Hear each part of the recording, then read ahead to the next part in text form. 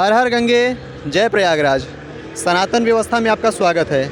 आज हम त्रिवेणी संगम के गंगा और यमुना के मध्य में यहाँ पर रुद्राभिषेक का अनुष्ठान चल रहा है। हम आज जानते हैं यहाँ पर कि पंडित जी से कि ये जो मध्य में अनुष्ठान चल रहा है रुद्राभिषेक का, इसका धार्मिक और वैदिक क्या महत्व है।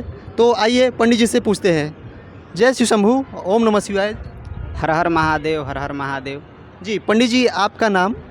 जी, मेरा नाम आचार्य राहुल पांडे और मैं अभी प्रयागराज में कल्पवास कर रहा हूँ और यहाँ पे पूरे माघ महीने भर नित्य संगम स्नान और भगवान का पूजन अर्चन और सभी देवताओं का दर्शन, यही कार्यक्रम चल रहा है अभी।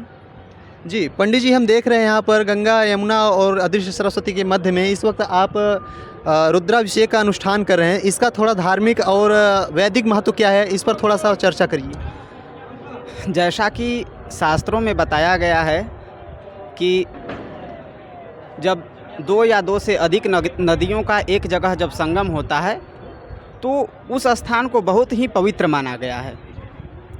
अभी हम देख पा रहे हैं, अभी जहां हम लोग खड़े हैं, तो आपके चैनल के माध्यम से लोगों को मैं बताना चाहूँगा कि यहाँ पे यहाँ सामने से यमुना मैया आ रही हैं, इधर से सामने से यमुना मैया आ रही हैं और इस साइड से गंगा मैया आ रही हैं। तो और सरस्वती मैया लुप्त रूप में हैं, अदृश्य रूप में हैं।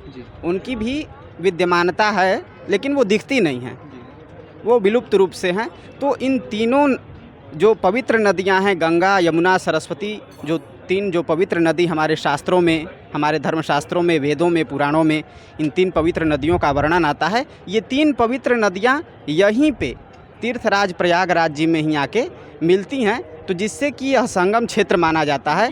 और यह संगम क्षेत्र अन्य क्षेत्रों, तीर्थ क्षेत्रों के मुकाबले बहुत ही अधिक पवित्र माना जाता है, पुण्य स्थान माना जाता है। और इस स्थान पे जब हम कोई जप, तप, यज्ञ, पूजन, हवन, रुद्राभिषेक या कोई भी वैदिक कर्म करते हैं तो उसका फल भी अनंत गुना होता है, बहुत अधिक होता है। इसलिए माघ मास में अभी हम लोग यह जो है महारुद्र अभिषेक भगवान शिव के प्रसन्नता के लिए, भगवान शिव से आशीर्वाद पाने के लिए, विशेष आशीर्वाद पाने के लिए और मनोवांछित फल प्राप्त करने के लिए, जो भी मन में इच्छा है उस इच्छा और उद्देश्य के पूर्ति के लिए, उस इच्छा की प्राप्ति के लिए हम सभी महारुद्राभिषेक कर रहे हैं, जिसका तत्काल प्रभाव हम सबको ज़रूर मिलेगा।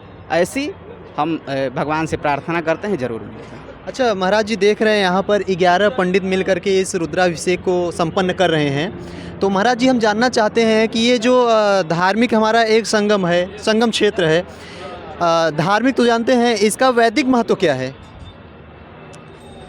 वैदिक महत्व ऋग्वेद के खिल सूक्त में बताया गया है। सीता सीते सरिते यत्र संगते तत्राप्लुतासो धीरमुप्लवंती। तो इस प्रकार से शास्त्रों में, ऋग्वेद में बताया गया कि ये जो संगम स्थान है, गंगा यमुना और सरस्वती मैया जहाँ मिल रही हैं, यहाँ पे जो लोग स्नान करते हैं तो स्नान मात्र से ही उनको स्वर्ग लोक की प्राप्ति होती है।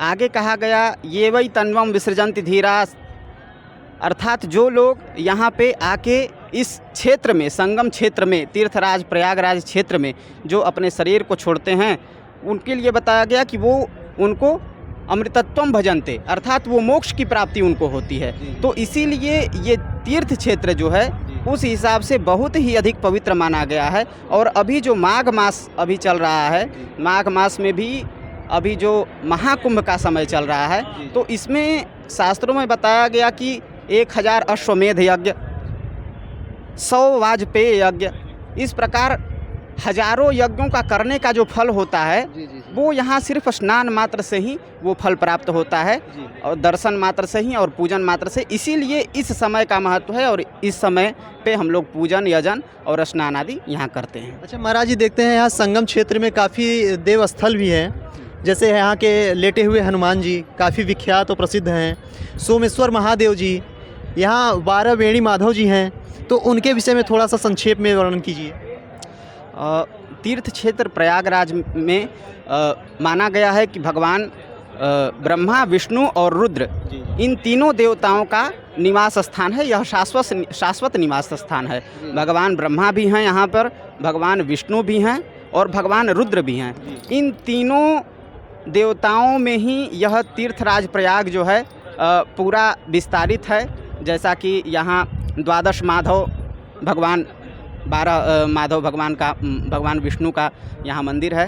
और अलग अलग जैसे वेणी माधव भगवान, आदि वेणी माधव भगवान, श्री वेणी माधव भगवान, तो इस प्रकार अलग अलग माधव 12 माधव का मंदिर है। सोमेश्वर महादेव जी हैं, जिनको कि जो 12 ज्योतिर्लिंग हैं, सोमनाथ जो कि गुजरात में स्थित हैं, उनसे संबंधित यह सोमेश्वर महादेव जी को माना जाता है। और यह भी हमारे शास्त्रों में प्रमाण आया है कि भगवान सोम जो है इस सोमेश्वर मंदिर की स्थापना अपने हाथों से ही किए हैं। तो इस प्रकार सोमेश्वर महादेव जी, 12 आदित्य और लेटे हनुमान जी हैं। हनुमान जी के भी बारे में ये शास्त्रों में वर्णन आता है कि यहाँ पे हनुमान जी जब आए थे तो यहाँ पे विश्राम किए थे। तो इस प्रकार हर एक वर्ष जो है गंगा मैया हनुमान जी के पास आती हैं और उनको पवित्र स्नान कराती हैं, उनको पवित्र करती हैं। तो इस प्रकार गंगा, यमुना, सरस्वती इन तीनों महानदियों का संगम और भगवान का स्थान यहाँ तीर्थराज प्रयाग के वर्णन में आया है। ओम त्रिवेणीम माधवम सोमम भरद्वाजम च वासुकीम वंदे क्षयवटम शेषम प्रयागम तीर्थनायकम। अर्थात त्रिवेणीम तीनों नदियों का संगम स्थल, गंगा महानदी, यमुना महानदी और सरस्वती महानदी, तीनों महानदियों का ये संगम स्थल, इनको त्रिवेणी स्थल कहा गया। त्रिवेणीम माधवम, माधव जो हैं 12 माधव, अभी जो हम चर्चा कर रहे थे, तो ये 12 माधव यहीं पे स्थित हैं।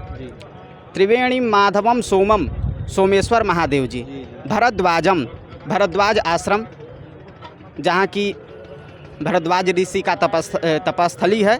और भगवान राम भी भरद्वाज आश्रम में आए थे। जब यहाँ से वनवास में वो निकले थे अयोध्या जी से, तो यहाँ पे आए थे।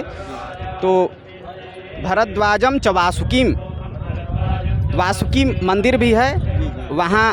और इसके बाद वंदे अक्षयवटम शेषम, अक्षयवट और शेषनाग, और शेषनाग में बलदाऊ को भी माना जाता है, भगवान बलदाऊ को माना जाता है। तो इस प्रकार इन सभी देवी देवताओं को लेकर के और उनके निवास स्थान को लेकर के, गंगा, यमुना, सरस्वती मैया के स्थान को लेकर के इस तीर्थराज प्रयाग का महत्ता और भी बढ़ जाती है। जिसके चलते यहाँ का जो पुण्य है, यहाँ जो हम सत्कर्म करते हैं, जो हम धर्म करते हैं, उसका महत्व कई गुना और जगह से अधिक हो जाता है। इसीलिए यह तीर्थराज प्रयाग बहुत अधिक प्रसिद्ध है और जगह के हिसाब से।